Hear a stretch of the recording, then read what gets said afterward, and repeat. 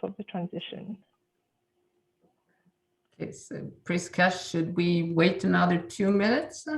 Or it's 12:05 right now. Carly will be helping with letting people in. okay. So if you would like to start, and if it's okay with everybody. Okay, thank you. So, bienvenue à tous. Welcome all to today's CRLCC's Noon Talk. It is both a continuation of our last talk on sign language variation, but also a reminder that February is Black History Month. We're indeed fortunate to have with us today a team of colleagues from the States who will share their work about Black American Sign Language, the variety of American Sign Language that developed in the segregated schools of the pre-civil rights era American South. They have offered to share with us a documentary they contributed to, Signing Black in America. But to introduce our guests and our interpreters, I will turn towards Dr. Elaine Gold, curator of the Canadian Language Museum, a museum located on the Glendon campus. And just to remind everyone, Elaine is the mind behind the exhibit on Canadian Sign Languages that we heard about 2 weeks ago.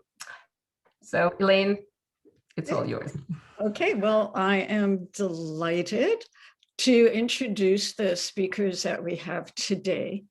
I just want to move this over so I can see the interpreter. And it is particularly fitting that we can host this talk during Black History Month. Some of you may have listened in on my talk last week that Sylvie mentioned about the exhibit Sign Languages of Canada. And one point I made is that dialects can develop in sign languages the same way that they arise in oral languages. And in one of the videos, we saw a user of Langue des Signes Québécoise who described the differences between Ontario and Quebec dialects of LSQ. We welcome 4 guest speakers today and 2 sign language interpreters. Our speakers are Robert Bayley, professor in the Department of Linguistics from the University of California, Davis, and a longtime associate member of the CRLCC. Ceil Lucas, also a linguist and professor emerita of Gallaudet University. She is currently the editor of the journal Sign Language Studies at Gallaudet University Press. Carolyn McCaskill holds a PhD from Gallaudet University and is currently a professor in the ASL and Deaf Studies department there. Joseph Hill also holds a PhD from Gallaudet, and he teaches in the Department of ASL and Interpreting Education at the National Technical Institute for the Deaf, where he is also Assistant Dean, Faculty Recruitment and Retention. We also welcome the interpreters, Latoya Jordan, who you are seeing right now, and Kenton Myers. Our 4 speakers collaborated on the book, The Hidden Treasure of Black ASL, Its History and Structure, that was published in 2011. And more recently, they collaborated with Walt Wolfram and the North Carolina Language and Life Project to produce a documentary we're going to see today, Signing Black in America. Gallaudet University Press has released a new edition of their book in conjunction with this documentary. So I now pass on the virtual mic to our guests, and there will be time for questions after their PowerPoint presentation and the documentary.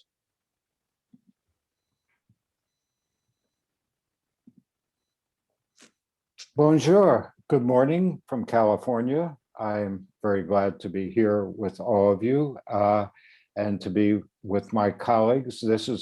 We've been doing many of these presentations these past months, and this is our first international presentation. So it's good to be getting across the border. And it's good to be back at Glendon and York University, if only virtually. I'm going to go ahead and share a screen with our PowerPoint now. and we will move on. Whoops, that is, and let me go ahead here and get things started. Make sure we have, Whoops. did it go away? Yep. Sorry. Oh, well, let's go back here. Wait a second.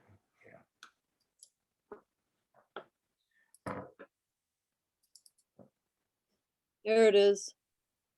Okay. Okay. This will be very, very brief before we can really get to the main event. This is an overview of what we're going to be doing. Now, this project, when we first started talking about this, there is early work on Black signing, dating back to 1965, where Carl Kronberg, one of the authors of the first Dictionary of American Sign Language by Stokey, Casterline, and Kronberg, had an appendix in which he talked about differences between an African-American signer in North Carolina and the white signers in the area. And James Woodward, very early, more than 40 years ago, published an article on Black Southern signing in one of the very early volumes of Language in Society.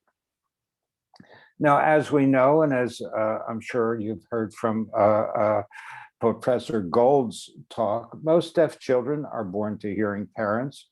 And traditionally, in many places, residential schools, these were the sites where children really learned ASL. In the South, as Sylvie said, that these schools were segregated. The first school for Black deaf children was founded in North Carolina in 1869, after the Civil War, during the era of Reconstruction. Before the Civil War, as is generally well known, in the United States, it was illegal to teach a slave to read. And the talk was that the sight of a Black man with a book caused as much consternation as the sight of a Black man with a gun.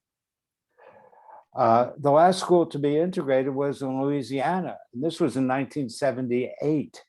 That is 24 years after Brown v. Board of Education, the Supreme Court decision that outlawed segregation in schools. There was a great deal of resistance. And we're honored Carolyn McCaskill, the first author of The Hidden Treasure, was a pioneer. She was in the first class to integrate the Alabama School for the Deaf.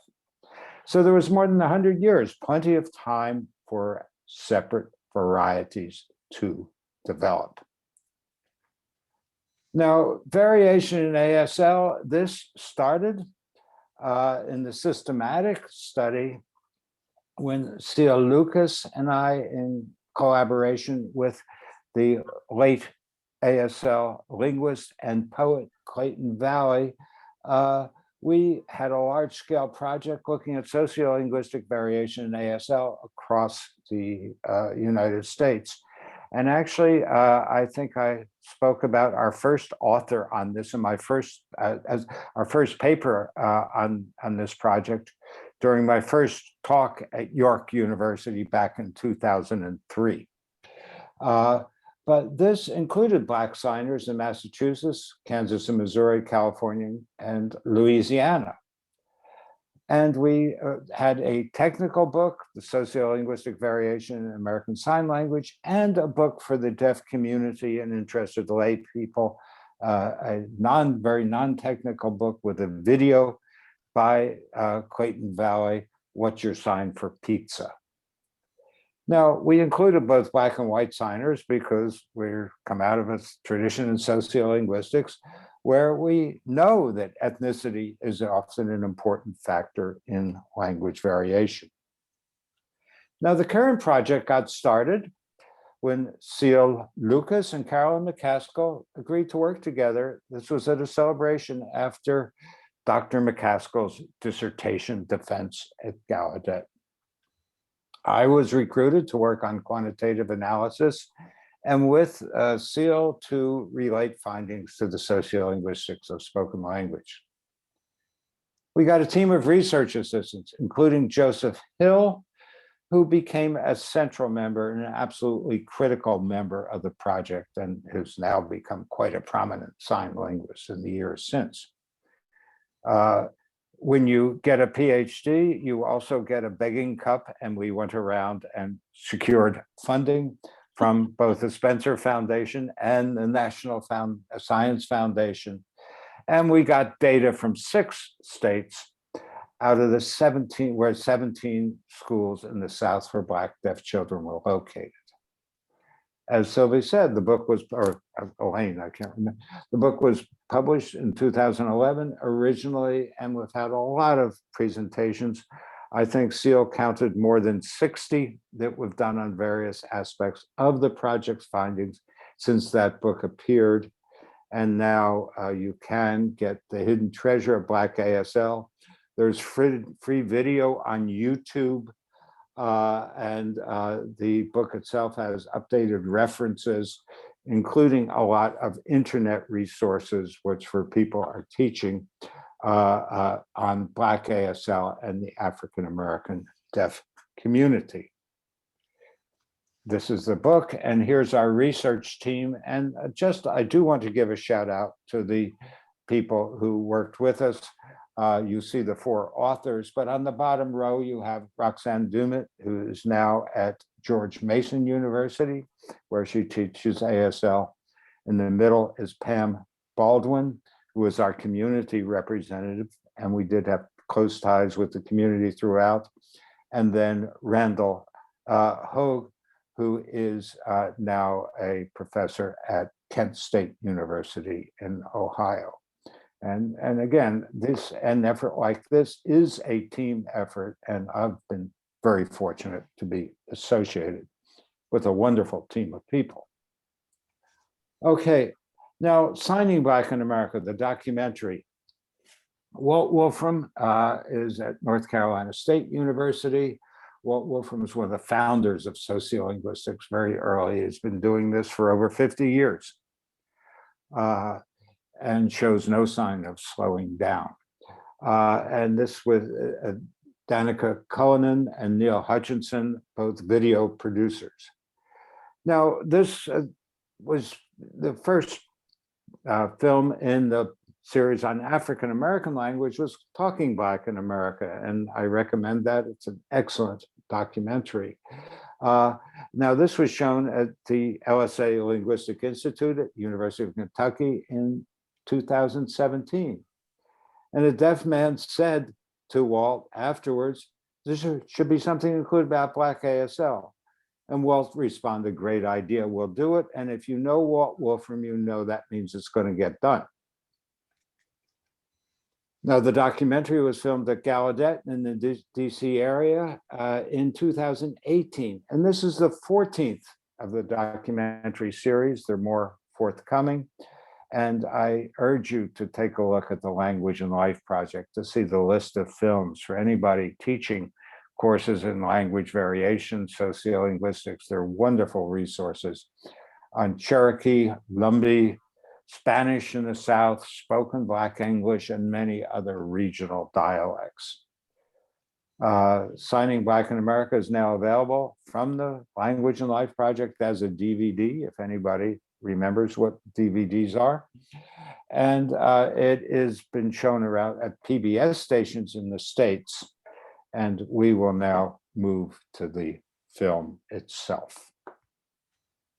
So I'm going to stop the screening and we'll go ahead with Signing Black in America.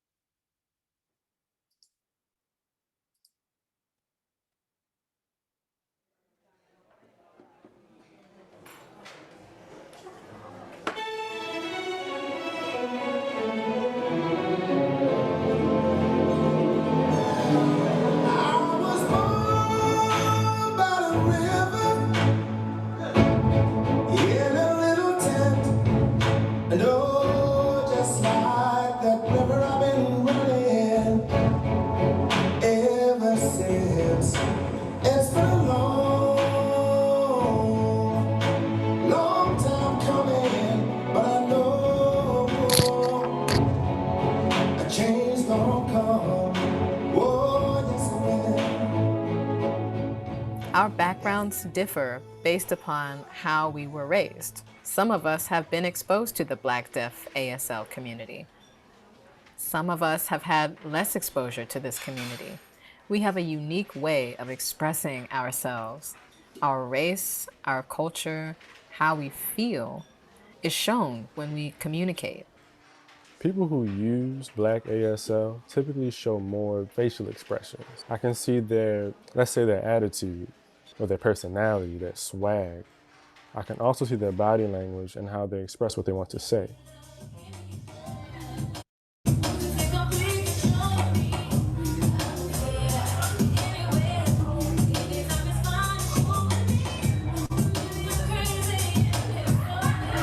I can't imagine life without Black ASL. When I see Black deaf people in their element with each other, there's just a richness to it that is indescribable.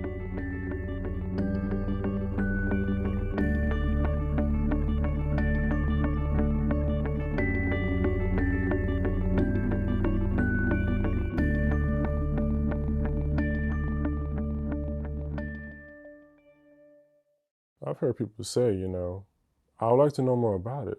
What is it? And it just shows that they're not aware of what Black ASL is. I can't be upset with them because they don't know, Because in the world where we use sign language, there's always something new to learn. The number one myth is that it's universal, that a deaf person in China should be able to, for some magical reason, communicate with a deaf person in Nebraska. In the same way that we have manner of articulation and place of articulation and voicing or not and so forth, we have the same kind of things going on with signs. And so there's hand shape, location, palm orientation, facial expression, and so forth. Black ASL is one variety in that system. And it has, its parts are used somewhat differently, which sets it apart from what white folks might do. Growing up, I knew how we communicated using sign, but we didn't know what we did naturally was considered a language. But when I first saw the term Black ASL, I thought, it's like Ebonics. We use Ebonics within the Black deaf community. We have our own version of Ebonics. Black ASL paints pictures and expresses messages in ways that just bring another layer and another flavor to the whole notion of what Black language is. It's more flexible. It really draws people in, and it includes us relating to each other soul to soul. I don't know how to explain it, but when people really want to connect with one another, when you leave a conversation where you've been in Black ASL, you have energy, you feel inspired. Sometimes you can't even translate into words. It's just, you get it. It's not saying you have to be Black to understand. Maybe some areas, yeah. But it's you, your background, your upbringing, the style people use, what they say, the accent, sometimes even dialect. Incorporated in signs, you actually see that.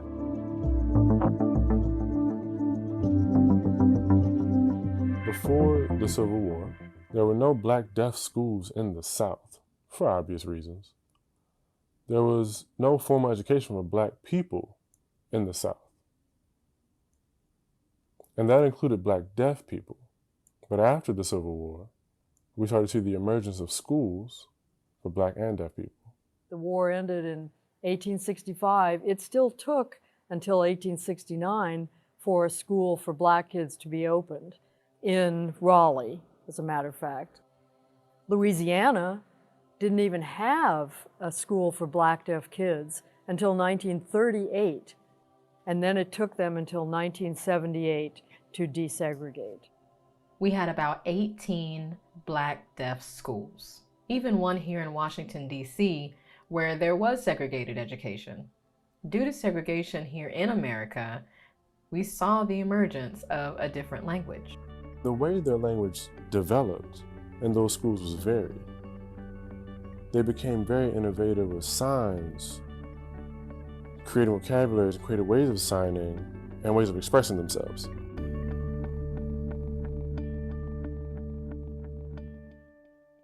I went to the Alabama School for the Negro Deaf. And then I moved to the school for white deaf students after integration, and I couldn't understand the teachers. The group of Black deaf students together, we were lost in the classroom, and we didn't understand why. And so it took us time for us to pick up how white deaf people sign. There was a breakdown in communication, and that continued because it made the Black deaf students feel less than, and that the white deaf students had better language, they had the better books, they had the better resources and schools and exposure. I started to pick up their signs because I thought white was right, white was better, white was smart. I felt embarrassed with my signs. So I put my signs aside. I picked up their signs from socializing with the white students. But later, my Black friends said, "You sign differently." I said, "What?" "You sign like white people." I said, "Oh, I don't want to sign that way. I want to keep my Black signs." I didn't realize what was happening. Later, I learned code switching.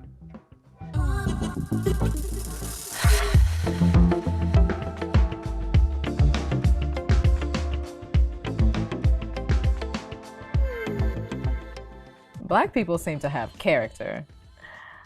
I know that for me, I never sign in a box, like a picture frame. Our signing is a little bit bigger, so we're not the same. Our signing is colorful. It's really a little bit about your stance, your presence, your way of being. For example, I feel that Black ASL can be very formal too. But for other people who are really outsiders, like white people or non-Black people, I think that they look at it as colloquial or more informal. There's this myth that white ASL is better and Black ASL is, not so good, which is ironic given that Black ASL is more traditional and more standard in some ways than white ASL. Older forms of ASL, you have lots of two-handed signs, so want, don't know, tired, and so forth, that in everyday discourse become one-handed. So want, don't know, tired, and so forth. Black signers keep the two-handed signs.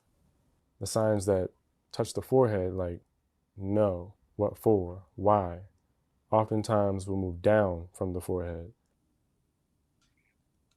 We'll see the differences between the groups with Black signers signing higher on the head and white signers lowering their signs. Older forms of ASL have very little mouthing of English, even though a lot of people were educated orally, so you get, with no mouth movement. And Black, especially older Black signers, show very little mouthing. So there's a way in which Black ASL preserves older forms. Older people, if they grew up in residential schools for the deaf that were segregated, and we know back then the schools were segregated, they have their way of signing. They grew up that way. And I would ask them, why would you sign it that way? And they would tell me they had been in a segregated school, and that's what happened in the South. Often, people would repeat the same sign over and over again. I know that that was one of the characteristics. For example, if I would say, "What's up?" we would say, "What's up?" maybe 3 times, not just once. So you would say, "What's up?" repeatedly as opposed to once. As I grew up until the age of 7, I noticed that Black sign language was a little bit different. Like in the 1970s, I recognized there was a difference. Now I learn from white people. I don't even learn Black signs anymore. No more. Because we socialize so much with the white deaf community. But sometimes Black people use some of the old signs because many of the Black students didn't go to white school. I'm not always interested in learning their signs, so I just go with what I know. Younger Black deaf who are going to schools that are integrated, we don't see a lot of those segregated sign forms, so they're diminished in a sense. A lot of that older vocabulary starts to disappear. The younger generation, I would say that most of them are from mainstream schools. Many of them are hard of hearing, so their communication style is different. It's a different presentation, a different variety of communication. The younger generation is more influenced by the Black community, from interaction with family, the community, church, public schools. So I think that has an impact on their language variation. Black ASL is evolving. Language evolves over time.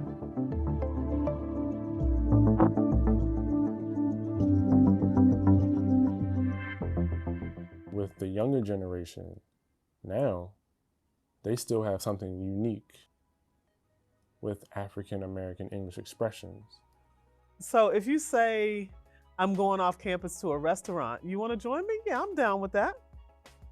I'm down with that. It's the way that I'm going to go. I'm down, sure. Or you tripping. That's another one. You are tripping. You are tripping.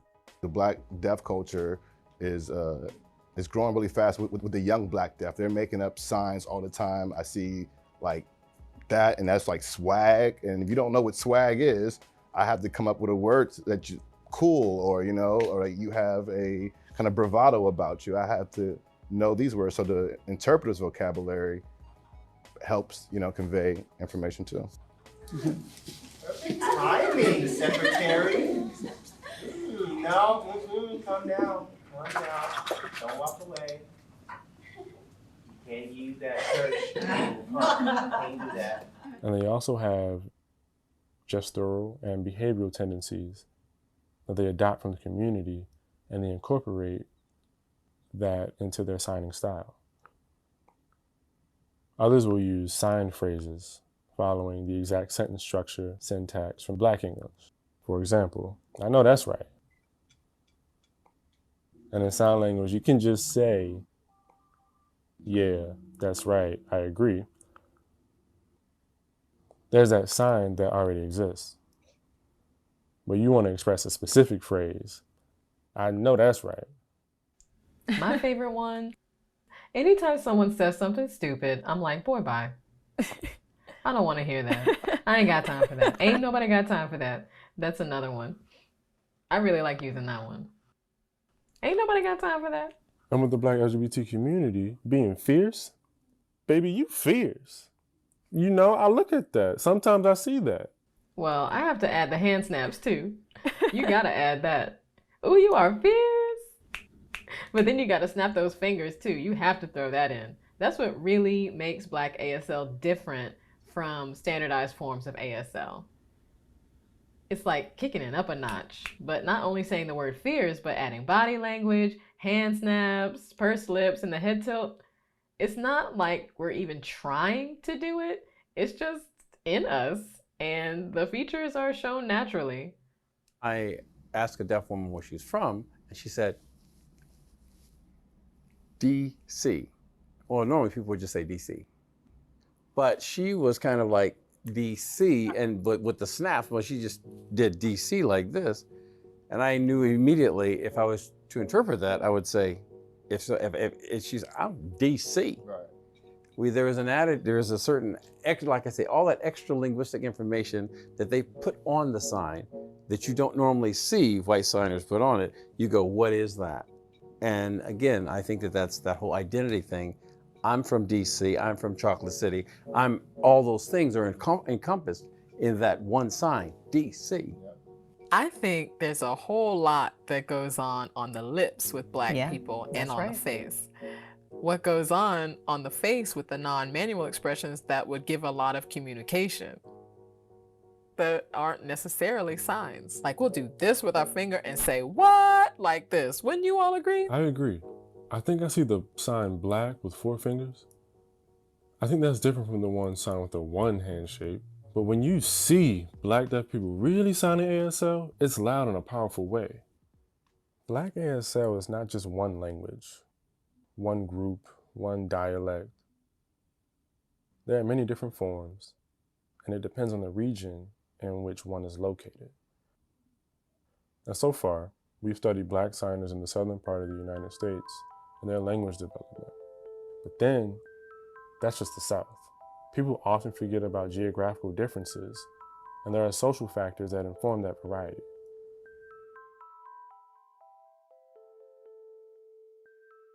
Some people sign at a slower pace, others sign faster. I love the way people from New York City sign. They use a larger signing space when expressing themselves. When looking at them signing, you can clearly visualize and understand what they're trying to say. It's amazing. I'm from the South, and so some of my signs are different from people in the North. But some deaf people really try to criticize me, and I tell them, no, you can't. I'm from the South. This is how I sign. I accept your signs, but I'm not going to change my sign for you.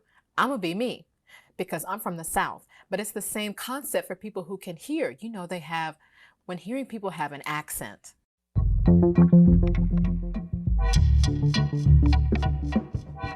Sometimes in a fully white environment, sometimes I'm not. Okay, my posture, I have to make sure our pronunciation, something's right, while I'm sounding clear enough to make sure, okay, while in Black culture, sometimes I'm just fine. You know, I can tone down, just relax, not always have to be on the guard all the time. Yes, Black ASL gets looked down upon. And 2, what they'll say is that Black ASL isn't nice or clear, or it isn't as explicit as mainstream American Sign Language. Black ASL has a history, it has a culture. You can see the difference of my signing style and expression and theirs. I can be signing and they'll go, whoa, calm down, you don't need to get an attitude with me. And I'll be like, no, that's how I express myself. I'm just saying, maybe you express yourself differently, but there's nothing wrong with that, you know? So I have to kind of bring it down sometimes. If a student is from a Black deaf family, they can communicate freely at home, but when they go to a school for the deaf, where most of the people in the environment around them are white, they know they have to code switch to have success in that environment. Many people think the reason why there's something called academic ASL in school, that you can't use Black ASL because it's not formal. That's what people say. But I think that's a mainstream way of thinking and a mainstream way of viewing things. But internally, we know that it's not true. Yeah, I agree with that. But if you want to code switch to try to fit in with what they're saying in society, we have to do that. With my Black students, I had to explain how academic ASL should be signed. I didn't want to criticize their signing, which is appropriate in a social setting. That's my dilemma. I told them that their signing was fine, but for the academic setting, they had to switch it to a more formal way. Their Black ASL signing was beautiful to watch, but to criticize it for the academic purpose, it just felt wrong.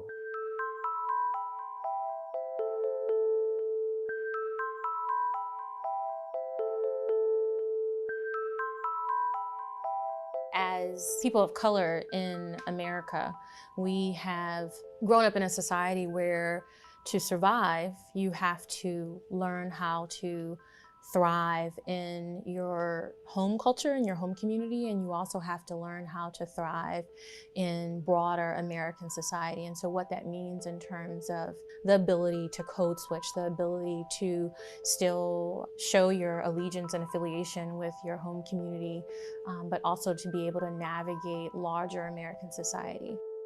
The notion that somehow Black ASL should be looked down upon as less than, or that interpreters who come from that milieu and come out into the larger profession to work, they actually have more that they're bringing, because they're bringing a bicultural communication level that many white interpreters can't scratch the surface on. Part of why we call it interpreting is because we don't translate. We are not watching a sign and putting a word to it. We are watching an expression that consists of, quote, a sign, or, if you want to get a little linguistic, there's this lexical item, which would in English be a word. And then I see a sign. Well, there's not necessarily going to be equivalence between this sign and this word, because the facial expressions change it, the tilt of the head, all kinds of other things can have an effect on what that sign will mean in spoken English. One time, here's a story. My wife is hearing. She's watching the interpreter and says, "Hey, the interpreter is really skilled. She caught your tone expressed through your facial expressions and matched you very well." I was pleasantly surprised, so I complimented her. That's what my wife said. Not all interpreters are skilled, though. Yeah, that's right. I remember going to an event. I'm sitting watching the interpreter. It was a white interpreter. The speaker was black. The audience was laughing at the speaker's jokes. I looked around and felt that I was missing something. I realized that there was a mismatch. I recognized that that interpreter was not understanding how black people tend to talk. I see.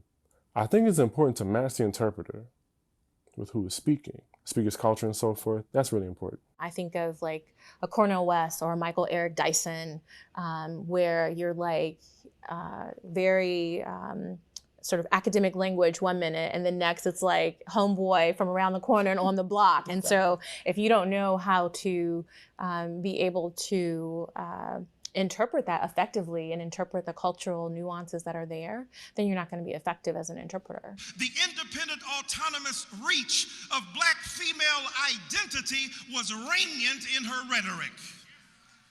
She was black girl magic before there was black girl magic. And also not to assume, right? So you look at me, and maybe people on the surface or very superficially will assume that I'm a black interpreter, and so I can interpret for hip hop. And really, I love Bob Marley.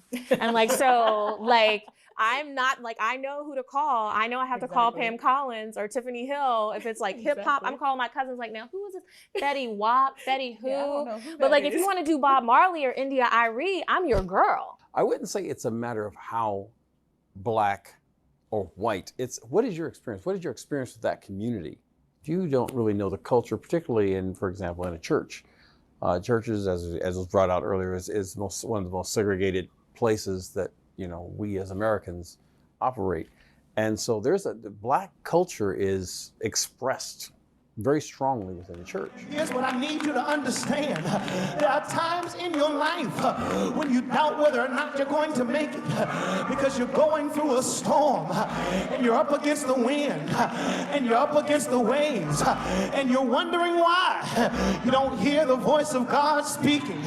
Can I tell you that every now and then, interpreting in that environment, you have to understand all of those nuances. You can't just listen to the words that they say. It's a lot of meaning packed into those words. Or just, it's not even a word. It's just like, just the energy from the pastor, from the congregation back and forth, and the congregation is watching you and they're just picking up on that whole vibe, like you said. I always look forward to going to church because it allows me to be me. Be yourself. We could sing.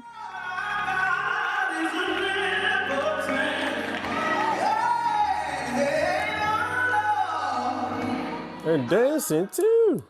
I get into it. You're going to get that Holy Ghost dance. It's like a party. I'm really happy, filled with emotion. Like going like, God, you catch the spirit. Other churches, It's they're just sitting different. there. Yes. For example, with the song Hallelujah. At the other church, a different church, this is the, okay, Hallelujah. But what black people do? We be like, Hallelujah, Hallelujah. Yes. Preach. Black people be throwing tissues. Yes. Amen. Preach. Yes.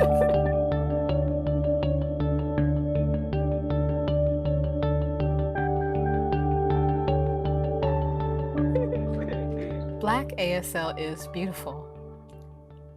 And it's rich in terms of our culture, our history behind the reasons it developed. And it's something that we hold to be very precious to us. I would say that I have a sense of pride with Black ASL. We have our own language.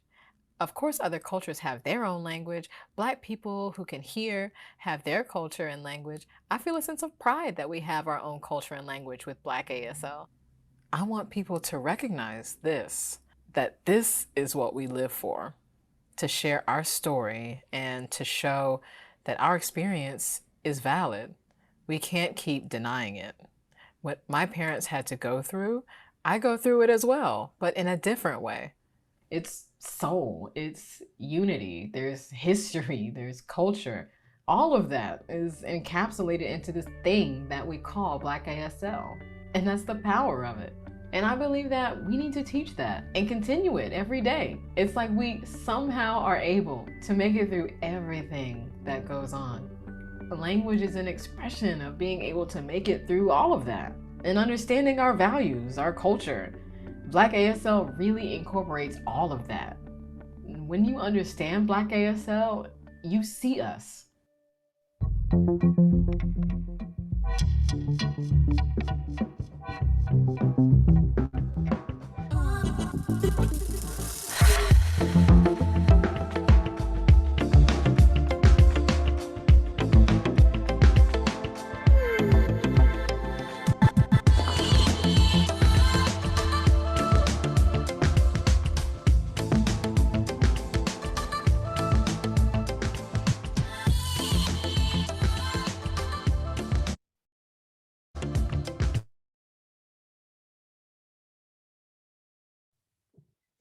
Thank you, Bob, for this wonderful, wonderful documentary.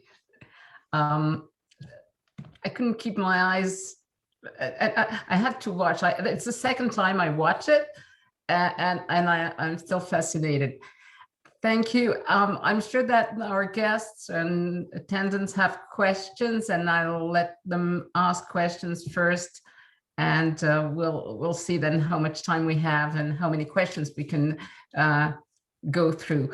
If you have a question, if you could please raise your hand, preferably on the screen with the reactions button, and then we'll let you ask your question. Pas tout le monde en même temps, as we say in French, not everybody at the same time. Okay, Shana.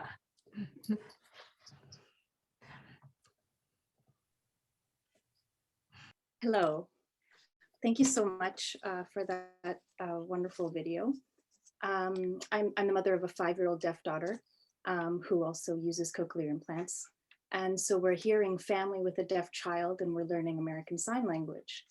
And trying to give her also a sign language community that we at home cannot provide her. And recently she was told that she signs like a man.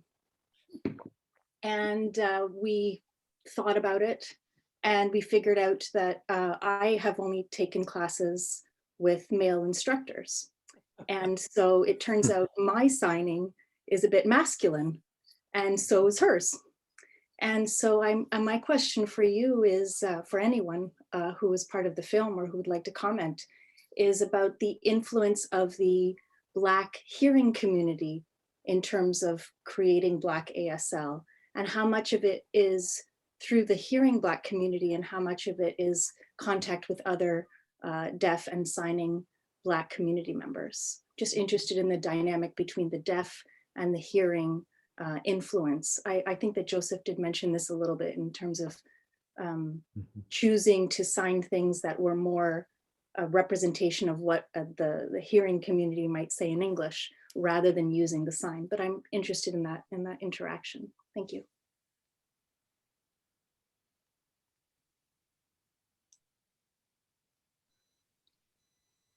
I wanted to make sure the interpreter can see me. This is Joseph speaking. So yeah, really for all languages, no matter, who you decide to follow, that language model, whatever you're exposed to, you're typically going to follow and use what you're provided. And so for a person to, for a man to sign, and you adopt that style, it's natural. You probably will just pick up that style. So sounding like a man is understandable. But linguistics as it relates to race, yeah. It really depends on how you acquire or learn the language. So people who are involved in the Black deaf community learn from the Black deaf community, and they tend to follow the style that they learn, the way they sign, their process, their how they move, their facial expressions, body language, all that's incorporated into the language acquisition. You also have, Black people that if they're not involved in that community and they learn ASL through, courses offered through high school or college, and the teachers or the professors are white, they tend to follow that style. And so that means a Black person can take a class and end up following the white style, essentially. And that can continue until they meet a Black deaf person and maybe, they have to code switch between, and they have that ability to go between the two, and they can pick it up to provide a way to match the environment that they're in. So if you notice someone signing, you may adjust your signing style to match that person's. And that's something that happens often. So really, the point is the person that has access to the community for that kind of language will influence how they communicate.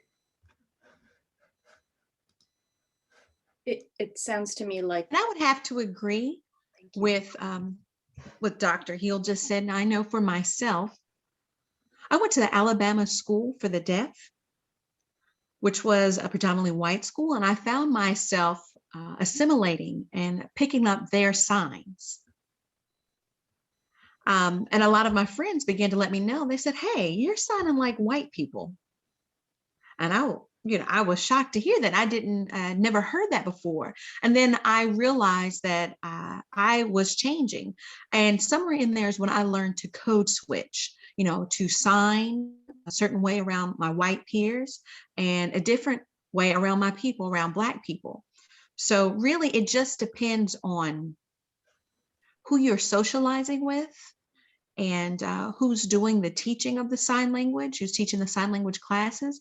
There are some studies about gender differences in sign language as well, masculine signing, feminine signing. And so, as Dr. Hill mentioned, the variation that shows up with gender as well. And it depends on who the teacher is and who they socialize with.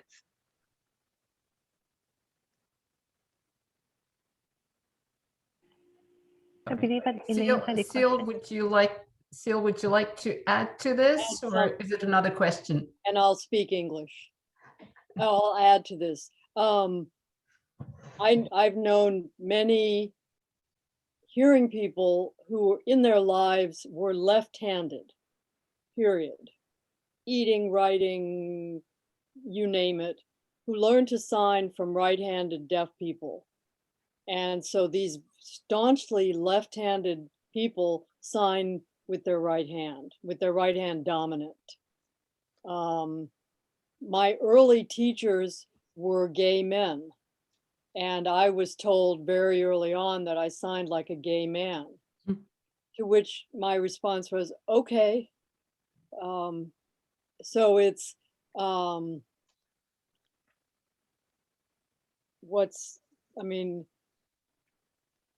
just be aware of it. But the other thing I would say to these people who are telling you, if they're criticizing you, that, oh, she signs like a man, can they show you the research paper that outlines specifically male signs versus female signs, male phonology versus female phonology? I doubt it. So I'd be curious to know what they're basing this on. But to me, so what? I don't know if Carolyn and Joseph agree. Joseph? Yeah. I'm not sure if Bob had mentioned during the introduction, but I work in the language attitudes in the community. And so one of the perceptions is how people perceive the person signing. And so I use the film for this other social linguistic projects that Ceil was involved in. It was 1995 to 2000. But still, I felt like I needed a way to match that person's exact sign. And so I would change that person, the way that person looked, whether it be a male or female, black or white. So I was able to do that with Avatar. I was able to do that with an avatar. So I had a student at RIT where they had animation design technology developed, and they developed that to have a person, wear, a sweater. Like for a movie, they were dressed for, a black sweater with white little spots on it, and try moving around and moving their facial expressions and copying that. Plus, you will have a student team developing like different characters. You have a black man, you'll have a white man, a black woman, white woman. And so I hadn't started the actual study and the research yet, but I'm trying to see the different perspectives, and they all have said they feel with each person, they feel it's different. They feel some sign they connect with and match with, and some is a complete disconnect based on how that person looks. And so it's interesting to see their responses to the different characters. And so I'm excited to start this summer gathering data and seeing what people are saying about a person signing and how their sign matches their avatar character. Thank you. Shanna, does that answer your question? Yes, absolutely. I think Robert wanted to say something as well.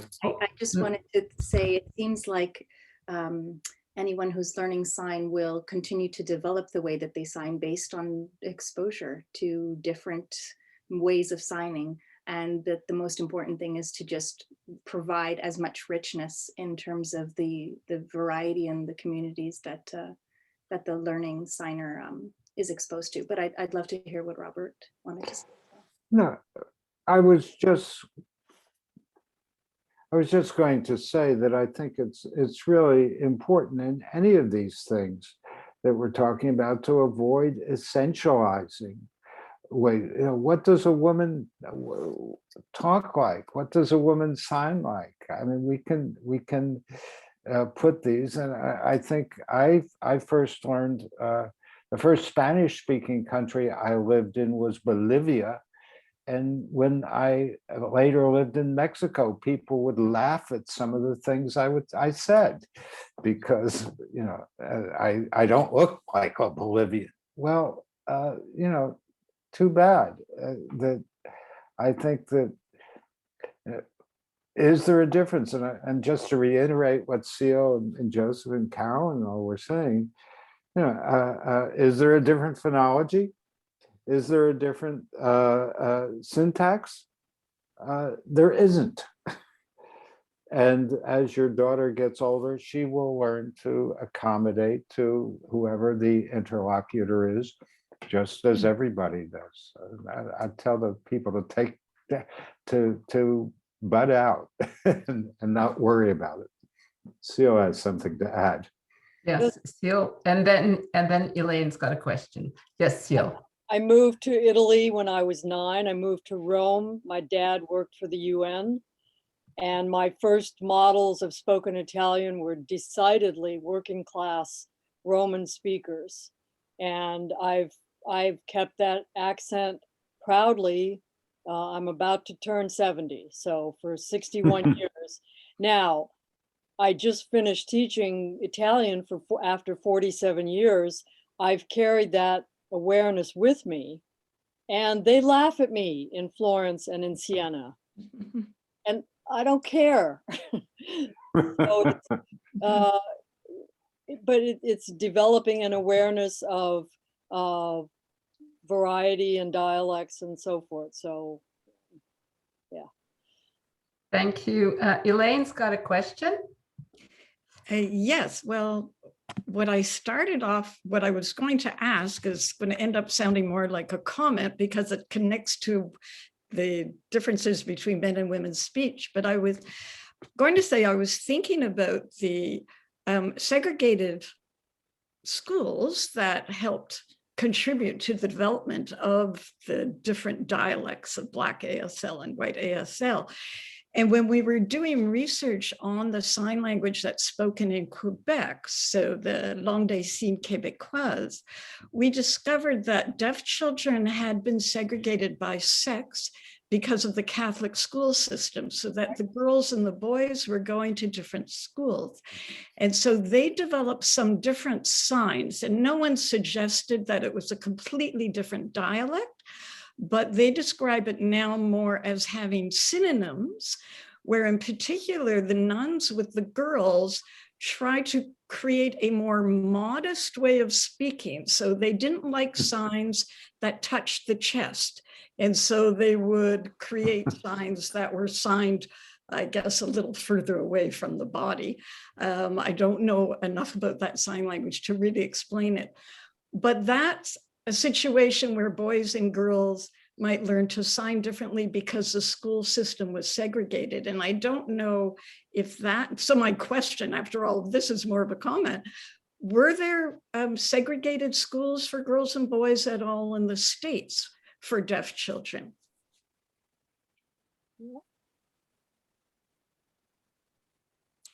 So Joseph. Ireland. Yeah. Ireland, yes. Yeah. In Ireland, yes. You know, Oh, in Ireland.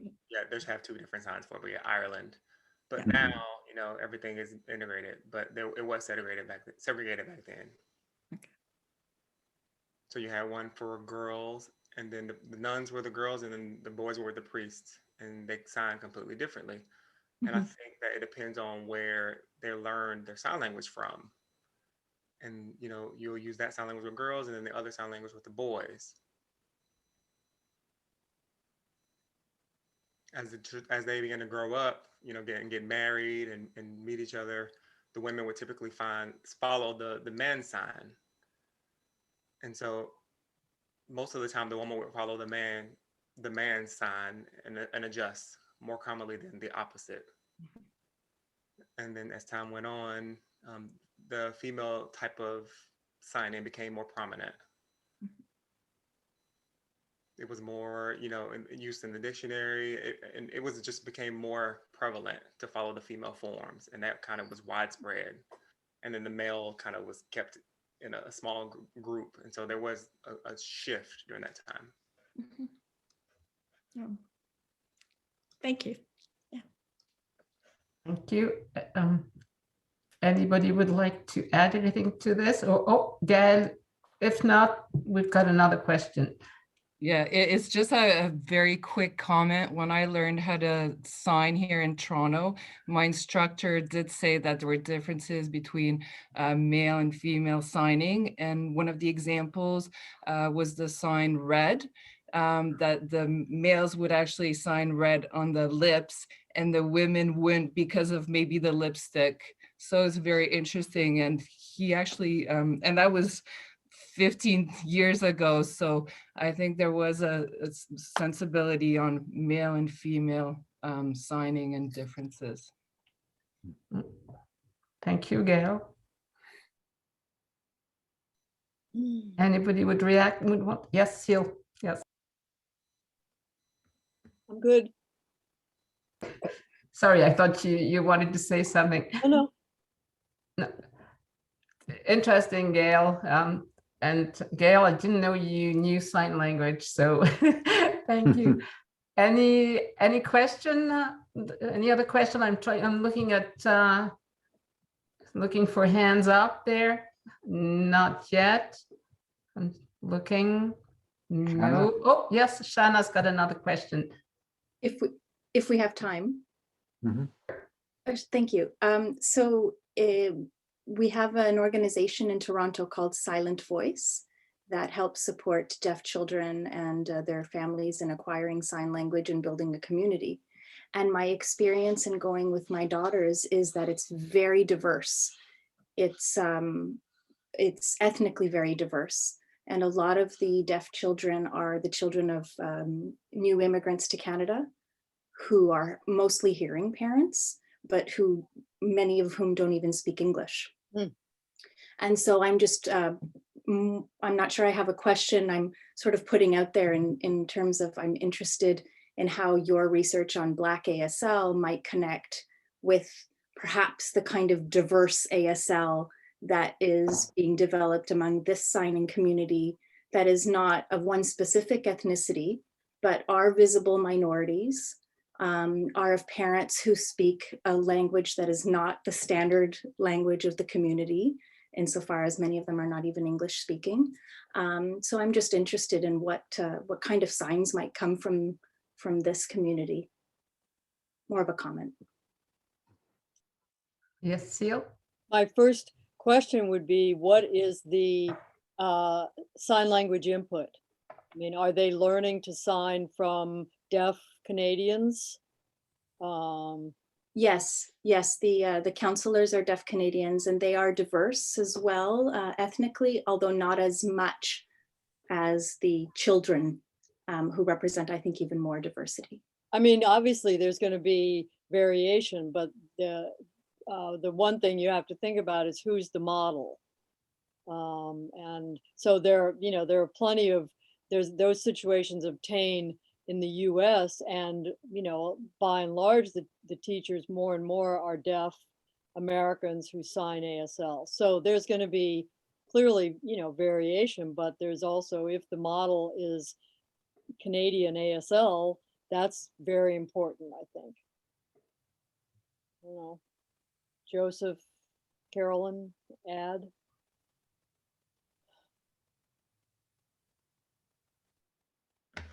Yeah, we focus on the South based on the history of segregation. That was a clear example of how segregation influenced language. But when you're other countries and you had that segregation, there's a clear identifier on its influence on language. In other situations, if there was no segregation, maybe they have,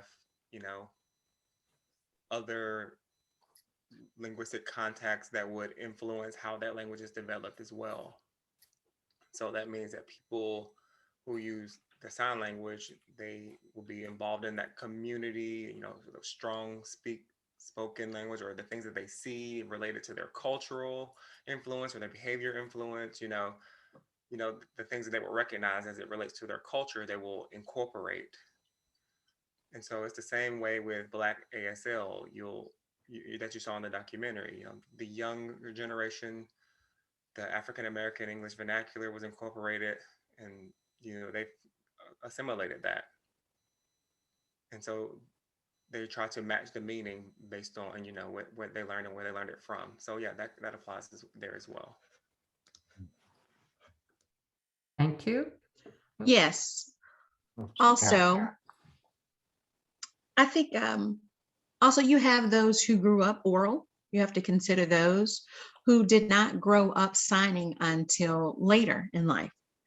And that's going to show up differently than those who grew up signing, who were heritage signers because of their family. So there's also a noted difference there.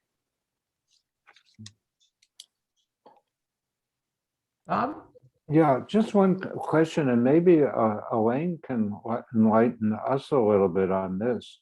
I mean, increasingly in the United States, and I'm sure this is also true in Canada, a lot of the deaf population is from immigrant backgrounds, and this is because of the prevalence of diseases that can result in deafness are more common in many countries in the developing world. So what other sign languages are represented in your area? And you've got and I think, you've got, I remember when I was at York and just riding the bus downtown or something, and it was a feast for the ears to listen to the many, many different languages, or walking around the corridors. And you saw sign languages as well, but this very, very diverse environment. So what kind of contact is going on with signing there? I think could be of interest to all of us. Yeah.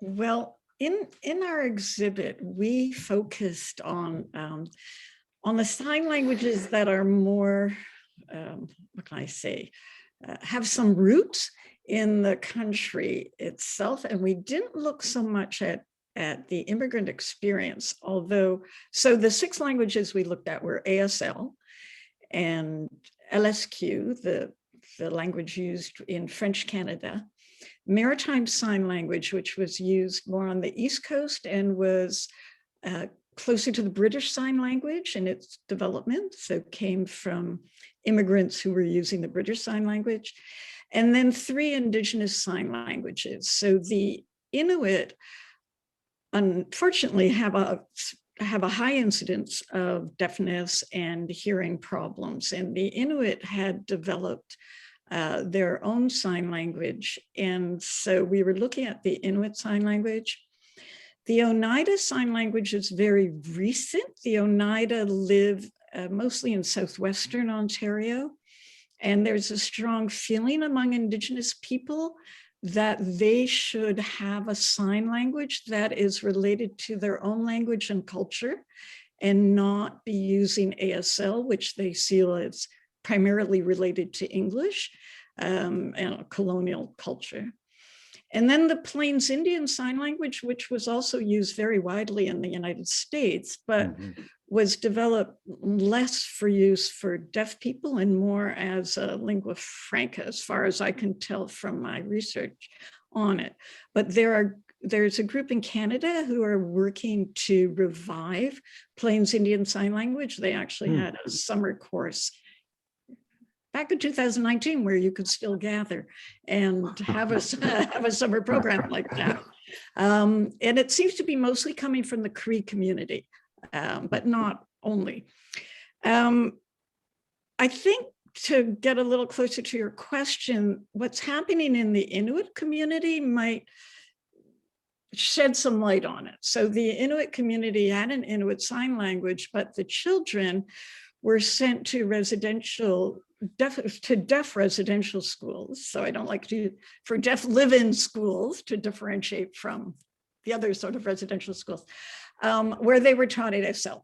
And then they came back to the community using ASL. And then what happened was starting to get some language contact situation between ASL and the Inuit Sign Language. A lot of those children are now staying in the community, deaf children, but the teachers who are coming to teach them tend to know ASL. So ISL is becoming more endangered, the Inuit Sign Language, and there's a push now among young people to learn the ISL so that it's not lost. But I suspect that's what happens in immigrant communities. They might come speaking the sign language they use in India or in Italy, but switch to ASL once they're here for a while because it's the predominant dialect. But we actually didn't do research into what happens with new immigrants. Thank you, Elaine. Yeah. Bob, did you have anything to add? No, I mean, it sounds like there's a wonderful opportunity for a lot of good research there. Indeed, indeed. CRLCC is the right place to try and start this research. Elaine, are you all for it? I'm sorry, am I all for what? I said CRLCC is the right place to start this new research. Absolutely, the CRLCC is absolutely the right place. Yeah, exactly. Yeah. Thank you. Oh, Gail's got another question, and maybe Arthur. Arthur, do you have a question? No, you're. Okay, your screen just went up. Gail. Yes, thank you. The documentary was very interesting. When we talk about ASL, usually we think North America, but we know that ASL is also signed in different places in the world. And I was wondering if you were thinking of maybe looking at Black signing in other, like maybe in African countries where ASL is used, like maybe in Nigeria, to see if it is linguistics related to race or more towards a community. That's just a general question.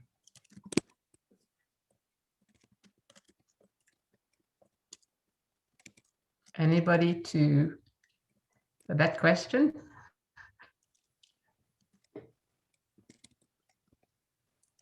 Oh, Carolyn.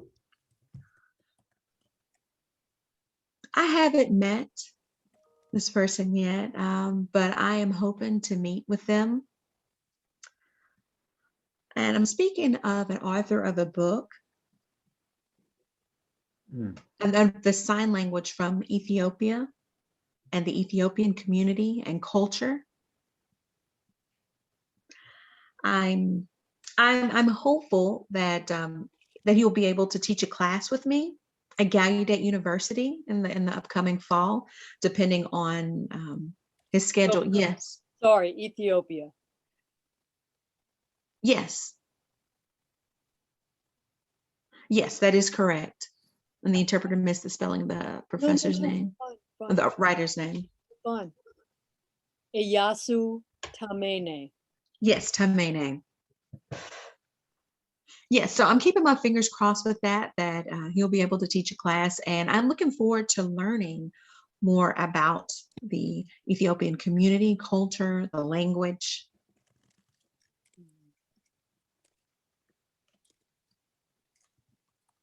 Thank you. Ceil?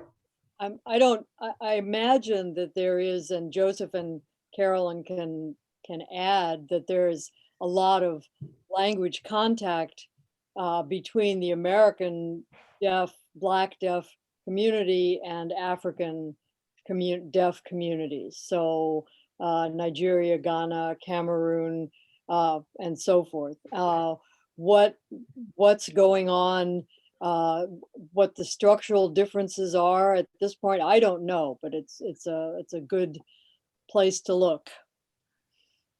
Definitely the person that Carolyn is talking about, he's a hearing guy who teaches at Addis Ababa University in Ethiopia, runs the Deaf Studies program, which has produced a wonderful number of deaf BA students in sign language and deaf studies. He's a fluent Ethiopian sign language signer.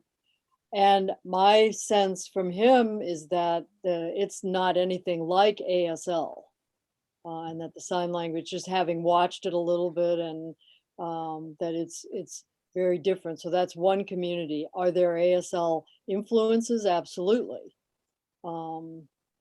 But it's a big area to look at for sure. Okay, Joseph is telling me that he will have to leave us. He's got an appointment later in a few minutes. Can we, I'm just asking, it's 1:20. Would you like to go on without Joseph for a few minutes if we've got questions? Or if we don't have any other questions, maybe we should, unfortunately, end this very interesting discussion. Joseph, how do you feel about it? Oh, I mean, I have to go to my next appointment, but you can keep going. But I think between the three of the panelists, if they're available, you can continue the discussion for sure. We only have a few, 10 minutes left, but thank you, Joseph. Thank you very much. And really appreciate it. Thank you, thank you, thank you. Bye, thank you. Bye. Thank you. Bye. Okay, so there's still 18 of us left, which is amazing after an hour, 20 minutes. We don't, it's a noon talk, so usually people come and go, but it's still very, it's still impressive. Yes, Shana has another question. Thanks, Shana. Okay, thank you. I'm sorry Joseph had to go. I would have liked to know his opinion as well. My next question is not so much linguistic, but I think it is sociolinguistic and cultural. And it has to do with the very polemic issue around signing or being oral and access to hearing technology. And I'm curious about how that affects the Black community in the US. In Canada, it varies by province, but cochlear implants are now available to children who are diagnosed as profoundly deaf. And because it's public health care, it doesn't matter whether you would have the means to purchase the technology or not. My husband is from the US, so we often wonder about how differing access to healthcare and community opinions about being oral or signing affects the very difficult decisions that families make, hearing families make when they have a deaf child. So I'm curious to know if you have any comments about how these very complicated dynamics affect the Black signing community in the US.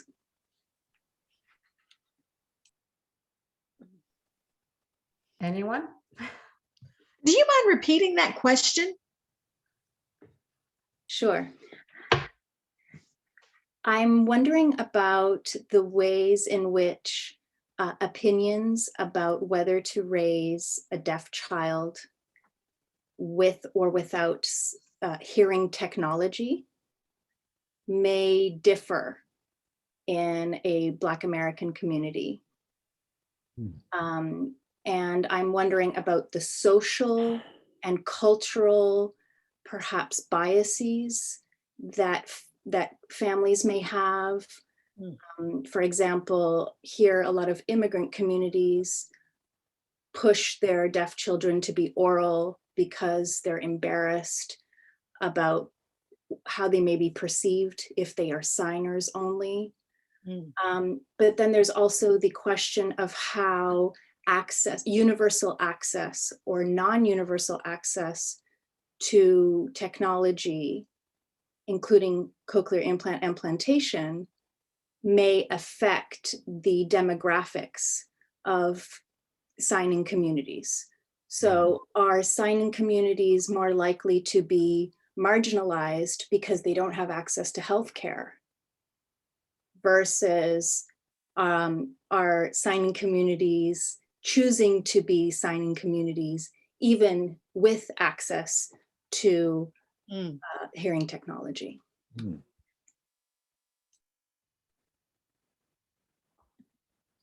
Okay. Now, from my experience,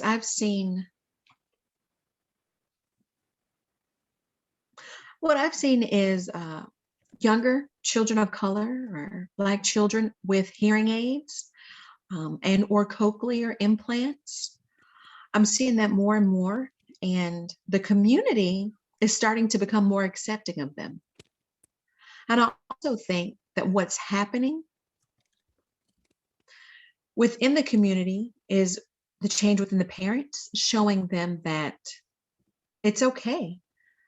It's okay to have options. It's okay to want to have the hearing technology or to want to learn to sign, to not limit themselves, that there are various ways to communicate, because children, the child is still deaf. You know, if you take that cochlear implant off, they're still deaf. They're a deaf child. And you want them to still have access to communicate, to provide that support, and also to help the parents understand their options, to help those children to be able to meet other children on their own. You want them to know that, you know, that deaf children can be oral, they can sign, they can use hearing aids whatever they choose, and there's nothing wrong with it. You don't want, we don't want them to feel any sense of shame in their choice of communication, whether they use a cochlear implant or a hearing aid. It's a shift in attitudes as opposed to the negative perspective and being looked down on and thinking there was only one way. But now people are more accepting. Ceil? It's just astonishing that 1880, 1980, 140 years later, this battle is still going on. Things in deaf education started in the US in 1817, and there was signing in the classrooms, fine, no problem, until the early 1880s when oralism came in and sign languages were banned. And the idea was we have to teach them to speak. That's more human. That's what humans do, all that stuff. Except, ironically, in the Black deaf schools, the people providing the money and running the schools, they didn't really care. So oralism did not affect the Black deaf community in the same way that it affected the white community, which is why we get so much less mouthing in Black ASL, for example. But an interesting detail is that when up until the 1880s, there were plenty of white deaf teachers who in the 1880s started being fired because they didn't want deaf teachers in the white schools. Exactly, they wanted them to be oral. So in Carolyn's school, for example, which was the Black school, was founded in 1892, and until 1968 had white deaf teachers because they needed to find some place to work. So when she left the Black school in 68 and went to the white school, that's one of the reasons that she didn't understand what the teachers were doing, because she had learned to sign ASL. So it's a great irony. The thing is that had that signing in the classroom been paired with a good academic foundation, it would have been perfect. But these Black kids were expected to learn how to repair shoes and work in the fields and do laundry, and it was vocational, right? So that's one part of it. So there has been a historic difference. But I think what I'm seeing finally coming, and Carolyn can comment on this, is people, a lot of times cochlear implants don't work. And so you get these kids who are 18 years old who don't have a community because they never learned to sign and their implant doesn't work and they don't speak. And I remember always being stunned at walking across the campus at Gallaudet and seeing these 19-year-old boys with the scar from the implant on the back of their heads because they said, to hell with this, it's not working, I want a community. But what I think is finally coming is what Carolyn said, the options. Yeah, you want to give an implant? And in places like Denmark and Australia, it's required. If you're deaf, you get implanted. No questions. But teach them to sign at the same time. We can do two things. As we say in the United States, you can walk and chew gum at the same time, right? So if the implant doesn't work, they have a community, they have a language, and so forth. And I think that's, audiologists and speech therapists have wielded a lot of power in saying your child must learn to speak no sign language. Your child, don't worry, mother, your child will be normal. And I think that's very slowly starting to pass. So it's a messy history. Thank you, Ceil. Yeah, very sad. I wanted to say something as well. I'm going to have to leave soon because of class, but I will say it was nice to meet everyone, and I enjoyed this discussion. Thank you all. I'm sorry, I'm going to have to leave now. Okay, thank you. Thank you. Thank you. Bye-bye. Thank you very much. And stay Yeah. safe. You too, please. Thank you. Yeah, well, it's 1:29, so I believe we'll have to put an end to this fascinating discussion. Arthur wants more, and I have the feeling that Shanna wants more too. We'll have to try and organize something at CRLCC.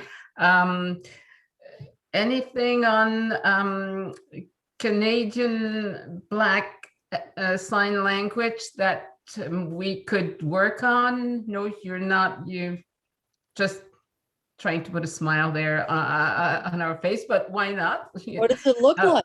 You know, start doing some interviews. Yeah, we will. Yeah, I mean, we'll try. Elaine, I'm counting on you.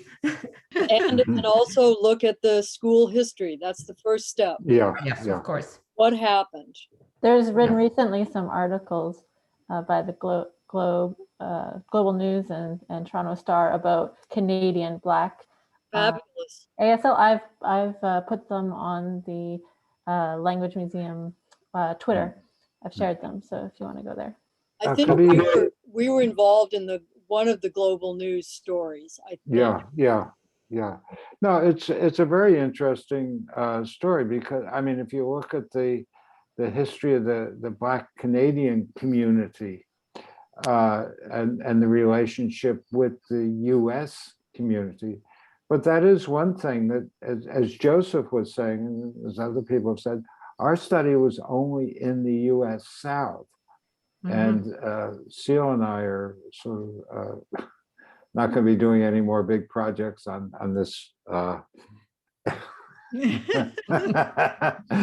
but Joseph and are young, and there's a lot of work for those who are coming up to do in a whole range of different areas. I mean, we know, and the question came up about Africa, we know that Andrew Foster, the first Black deaf graduate of Gallaudet, founded a lot of schools in Africa and a lot of the deaf schools. They must have been influenced by ASL in some way.